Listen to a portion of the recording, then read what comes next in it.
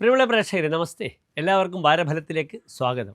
നാം വാരഫലത്തിൽ ഇവിടെ ചർച്ച ചെയ്യുന്നത് 1201 ചിങ്ങമാസം 11-ാം തീയതി മുതൽ 16-ാം തീയതി വരെയുള്ള ബുധനാഴ്ച മുതൽ ചൊവ്വാഴ്ച വരെയുള്ള ഒരു വാരക്കാലത്തെ ശുഭാശുഭ ഫലങ്ങളാണ്.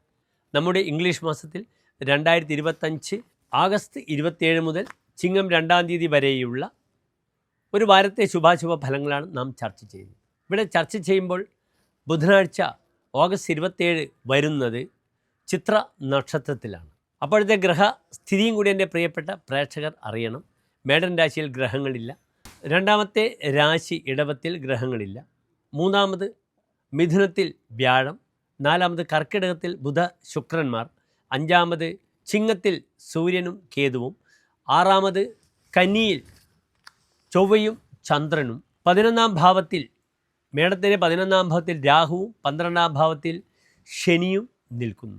ഇവിടെ നാം ചർച്ച ചെയ്യുന്നത് ഓരോ രാശിക്കാരുടെയും ശുഭാശുഭ ഫലങ്ങളാണ്.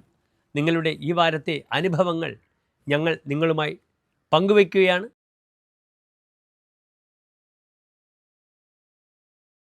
ചിത്ര നക്ഷത്രത്തിൻ്റെ അവസാനത്തെ 30 നാഴിക, ചോതി വിശാഖ നക്ഷത്രത്തിൻ്റെ ആദ്യത്തെ 30 നാഴിക വരുന്ന 2 നക്ഷത്ര സമൂഹമാകുന്നു തുലാം രാശി. ഇവിടെ തുലാം രാശിക്ക് രാശിയിൽ ഗ്രഹങ്ങളില്ല.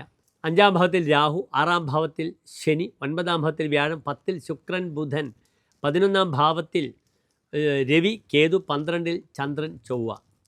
പലപ്പോഴും കർമ്മമേഖലയിൽ ശത്രുക്കളും കർമ്മമേഖലയിൽ തടസ്സങ്ങളും ഉണ്ടാക്കും ഈ ഒരു വാരം. എന്താണ് കാരണം?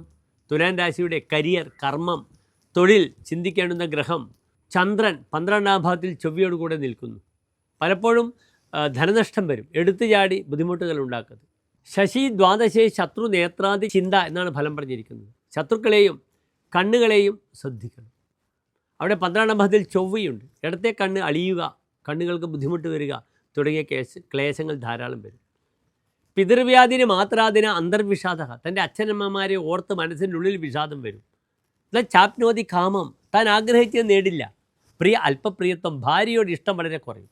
അതിനാൽ ദാമ്പത്യത്തിൽ പലപ്പോഴും വളരെ ക്ലേശങ്ങളും അടിപിടിയും തല്ലും വഴക്കും ഉണ്ടാകും തുലാം രാശിക്കാർക്ക്.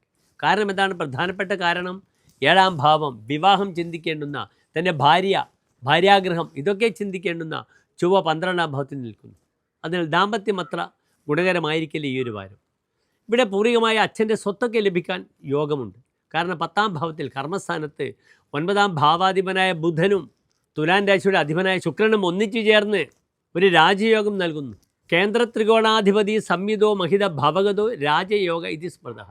കേന്ദ്രാധിപത്യമുള്ള ഗ്രഹം 9-ാം ഭാവാധിപത്യമുള്ള ഗ്രഹം ഒന്നിച്ച് വന്നാൽ അത് രാജയോഗമാണ്.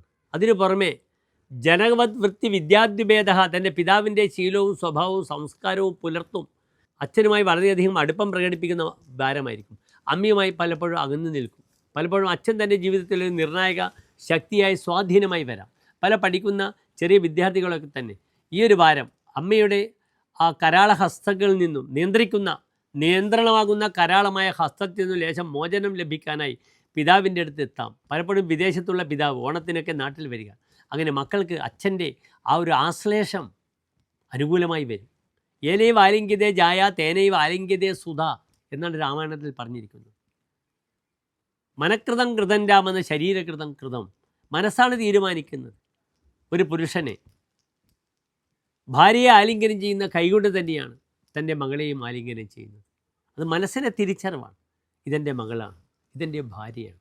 അതെവിടെ പാലിക്കുന്നില്ല, അവിടെയാണ് പോക്സോ കേസൊക്കെ വരുന്നത്. അതിനാൽ നല്ലൊരു ഫാമിലി ലൈഫ് ഈ ഓണക്കാലത്ത് തുലാം രാശിക്കാർക്കുണ്ടാകും. അച്ഛൻ്റെ സ്നേഹവാത്സല്യങ്ങൾ മക്കൾക്ക് നുകരാൻ പറ്റുന്ന വാരമായി മാറട്ടെ ഈ ഒരു തുലാം മാസമെന്ന് എൻ്റെ പ്രിയപ്പെട്ട പ്രേക്ഷകരോട് ഞാൻ പ്രാർത്ഥിക്കുന്നു. ഇവിടെ നിർബന്ധമായും ശത്രുസംഹാര കുരുതി ചൊവ്വാഴ്ച ചെയ്യണം. നാളികേരം അടിച്ച് കേട്ടോ, അത് ചെയ്തേ മതിയാവുകയുള്ളൂ. അപ്രകാരം തന്നെ അമ്മയുടെ ആരോഗ്യത്തിന് വേണ്ടി രക്തപുഷ്പാഞ്ജലി കടുംബായസം വഴിപാടായി ചെയ്യുക.